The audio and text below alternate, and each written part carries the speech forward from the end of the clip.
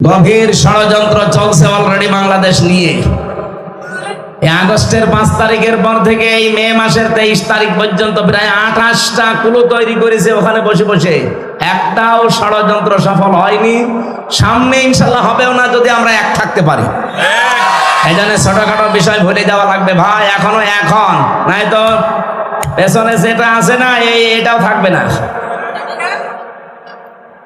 কালকে আমরা রাতের বেলায় রাত 2:30-3টার দিকে যে শান্তির মোড় চাপায় নবাবগঞ্জে ছিলাম, এখানে যিনি আলোচক ছিলেন এই যে মাওলানা আবুল কালাম আজাদ আজহারি, ওই ভাইয়ের সাথে দেখা হয়েছিল। অনেক গভীর টেনশন চিন্তা মগ্ন আছে যে কি হতে যাচ্ছে দেশে।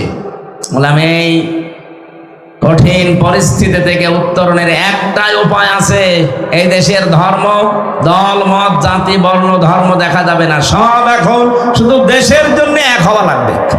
তাহলে এই ষড়যন্ত্র মোকাবেলা করা আল্লাহর রহমতে সম্ভব ইনশাআল্লাহ।